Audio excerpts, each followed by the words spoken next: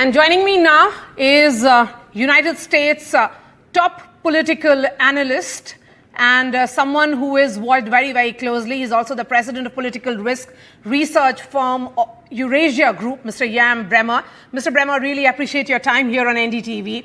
What implications do you think the attempted assassination of Donald Trump will have on the political landscape of the United States in the short term and also in the long term?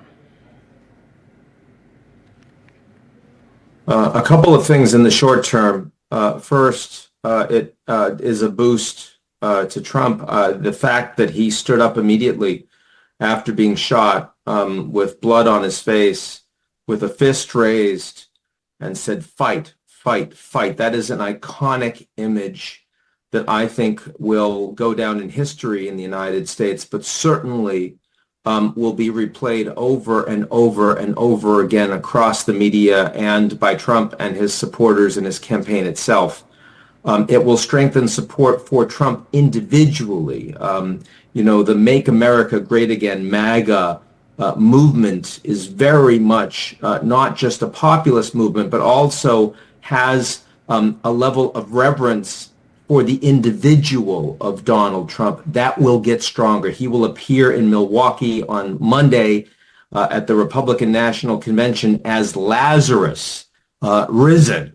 And there will be incredible support. It certainly makes it more likely that he wins the presidency in the U.S. On the Democratic side, it makes it less likely that Biden stands down. There's been a lot of pressure. It's dominated the news cycles for 2 weeks now since a disastrous debate that Biden had against Trump. There was a lot of internal opposition in the Democratic Party against Biden.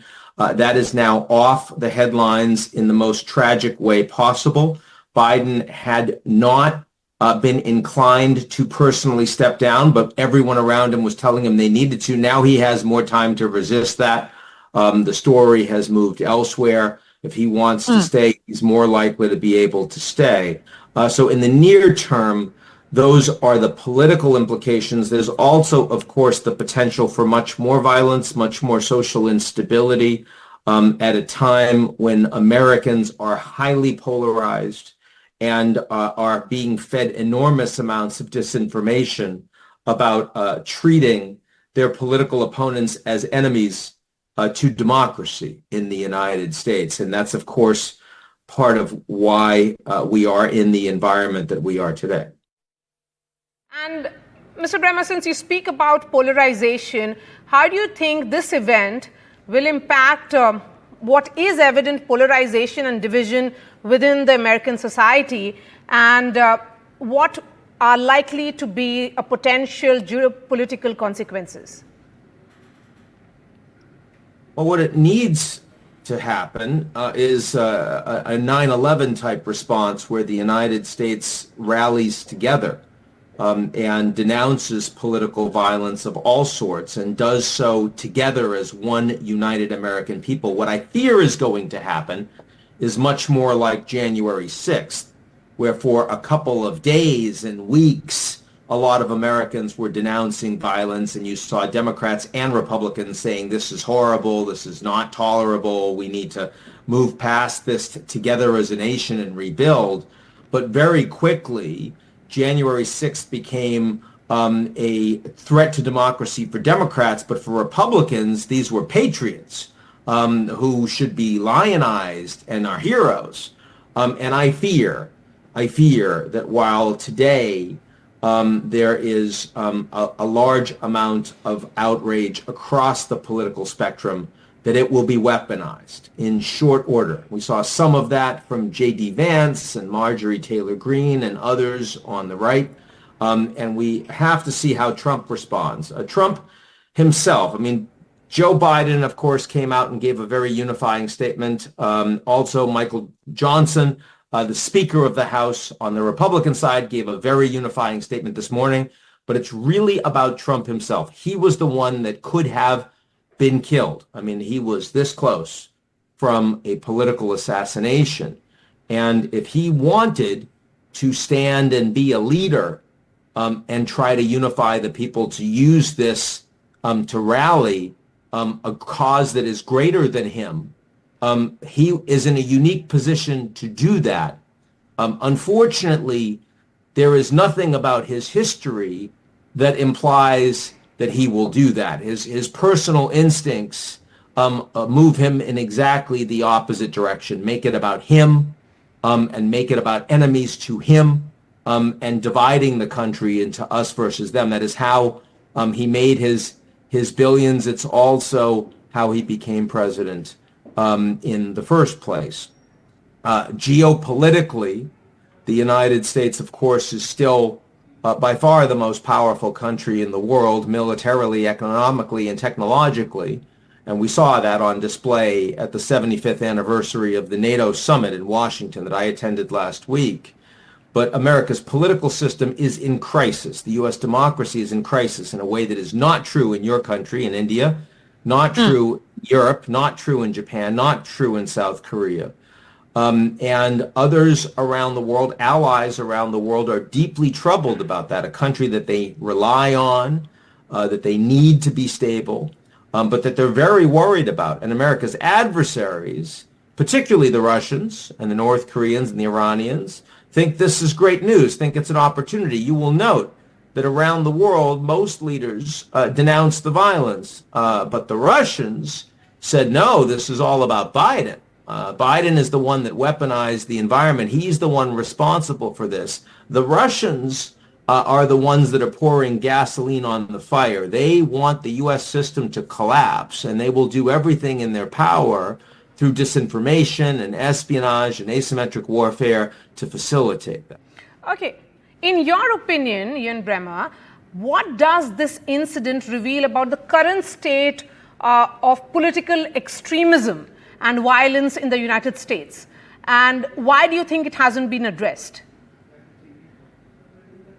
Well, the United States, in addition to being the most dysfunctional of major democracies, also has by far the largest amount of gun ownership, and that includes military-style weaponry. The only country in the world that has more gun ownership than the U.S. is Yemen, and Yemen is in the middle of a civil war, so they actually need those guns. The United States does not. And that plus a lot of mental illness that has gone unaddressed, and a lot of drug use to debilitating levels and homelessness that has gone unaddressed, has created a much more violent environment, and has created the tinder for an explosive political environment. Now, the reason we haven't seen more political violence in the United States is because the U.S.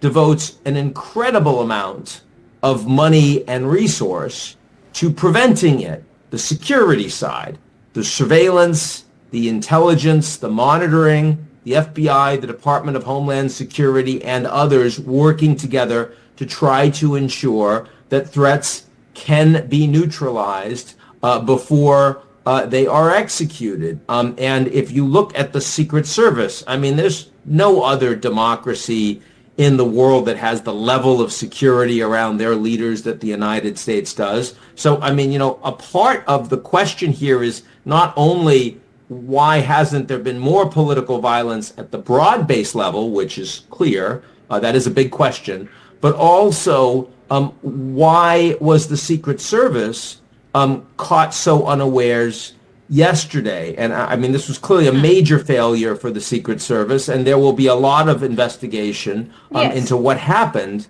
that allowed a shooter to get so close to former President Trump and pop off 6 to 8 shots, including one that hit him in the head before he was taken out.